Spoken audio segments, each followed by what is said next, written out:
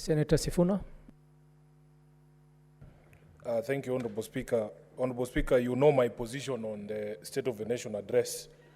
I have always held the position that the state of the nation is the state of a people, and that I personally do not trust the current president to paint the true picture of the state of the people. And again, this year, Honorable Speaker, because of that doubt in my mind, I chose not to attend the State of the Nation. Honorable Speaker, there is usually a disconnect when you listen to the president from his words, between his words and the actions of his government. And some of us have come to doubt whether really the things that he says, he actually believes. Honorable Speaker, let me start by something that would sound like sweet music to the ears of somebody like me who believes in democracy. At paragraph 53 of the president's speech, Honorable Speaker, the president, and I wanted to read this verbatim, said, "We are a democracy, and that democracy is a hard-won, non-negotiable right and guarantees freedom that we are proud of and must always defend. That our national democratic culture expresses itself energetically through robust discourse, boldly speaking truth to power, and holding leadership to account. It is a tradition of fearless expression and vigorous public participation. This is who we are, and there is nothing anyone can do about it." That is where I want to begin. The president could as well have been describing me. We are who we are. We believe in this democracy, we'll fight for it, and there's nothing anyone can do about it. The question in my mind is whether the president actually believes in the words that he spoke. Honorable Speaker, if you go to another thing that he said that sounded like music to ears of the people who actually believe in democracy and participation of the people, he said that he had learned through the hard as well as customary ways that listening is a full-time occupation of leadership, and that all questions asked by the people must be answered thoroughly and in full. The question we ask ourselves is whether he actually believes the words that came out of his mouth, that he is a listening president, number one, and that all questions asked by the people have been answered by his administration thoroughly and in full. And I want to make the quickest example here. Over the past year, following the protests that we've seen in this country, there are families still asking questions of this government. They're asking questions about what happened to their loved ones. They're asking questions about people who have been missing for a long time.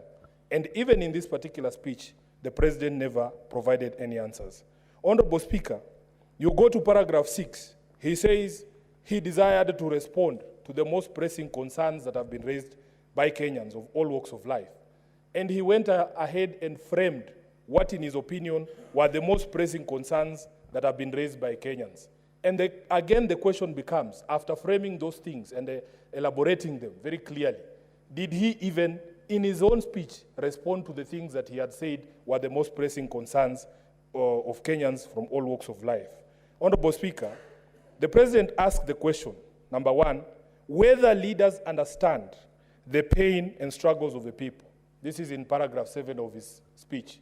I do not know whether he answered that question, but for me, and the feedback that I received from the people of Nairobi that I represent, is that we as a leadership, a political leadership, do not understand what Kenyans are going through. And it shows even in the sort of proposals that we put forward in order to solve some of the issues that have been raised by the people. The second question he framed was whether policies in the education sector are working. Honorable Speaker, I also do not know whether he really answered it. But from the feedback of the people that I represent, is that education is in a crisis and that no plausible solutions are being proffered by his government. Then he asked the questions whether developments in relation to democracy, human rights, fundamental freedoms, rule of law, and transparency and accountability. This is in paragraph 8. Whether the direction of developments in relation to these issues is positive or negative. Again, Honorable Speaker, I don't know whether he answered it, because in the speech, I personally did not find an answer that is a true reflection of the situation on the ground, and some of the issues that Eddie has spoken here to point to a direction in direct opposite from the direction we should be going when it comes to issues of democracy, human rights, fundamental freedoms, the rule of law, transparency and accountability. He also asked the question whether policy and his administration is only in furtherance of service delivery or just in aid of political strategy. Many people that I speak to, Honorable Speaker, believe that everything this administration does has nothing to do with the lives of Kenyans. They are only looking for the political outcomes, and especially putting the president in a position that he can vie for re-election in 2027. Honorable Speaker, then of course, as I expected, he spent a considerable amount of time looking back to the situation that he inherited when he came into power. And this is again something that even in my previous debate on his speech last year, we said we want to encourage this administration to be forward-looking.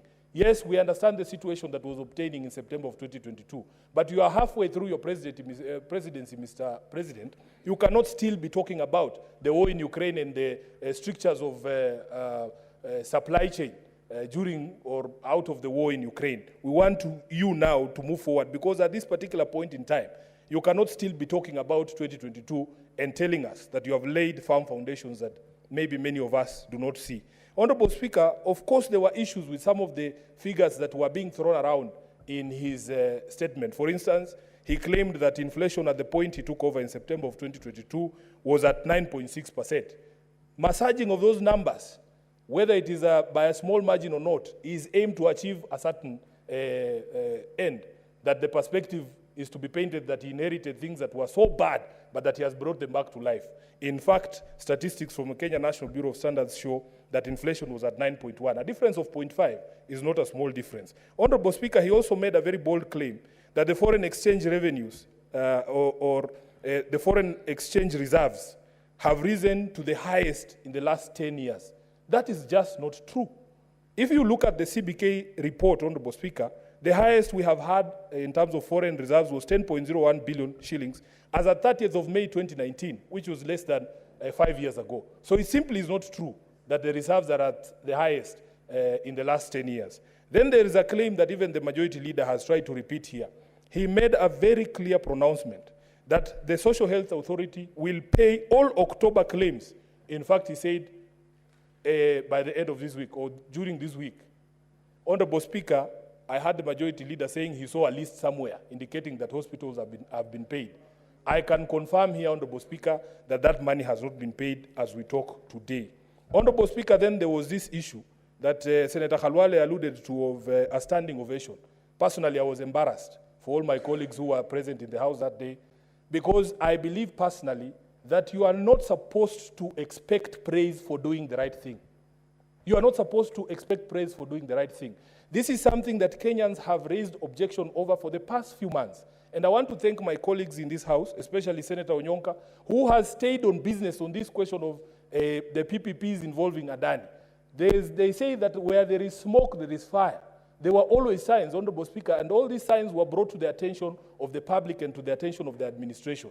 There was a point at which Adani's accounts in Switzerland were frozen, and we brought it up in committee, the Committee of Transport, when we were discussing the JKIA deal. But nobody was listening to us. As late as hours before the President's address, the Cabinet Secretary for Energy was appearing before the Energy Committee of this House. And he was insistent that even in light of the new information that he had gotten of the indictment in the US of the Adani directors, that the thing would still go on. Honorable Speaker, if there is something that we have learned about the Adani debacle, is that if we stick to the principles in Article 10 of the Constitution, we will never get it wrong. Some people have challenged those of us who are making noise about this particular process because they have not understood the noise we were making.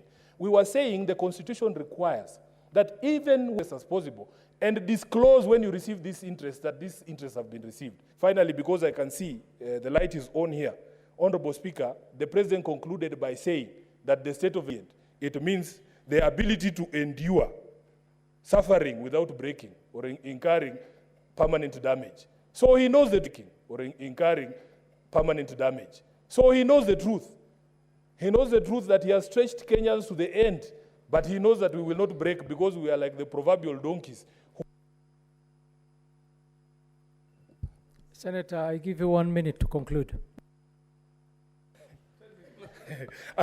I thank you, Honorable Speaker.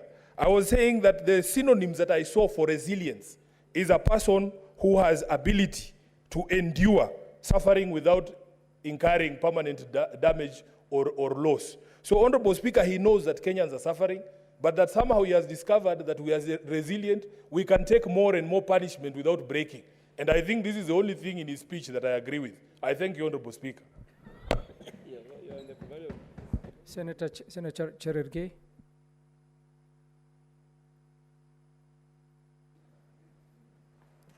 Thank you, Mr. Speaker, for this opportunity.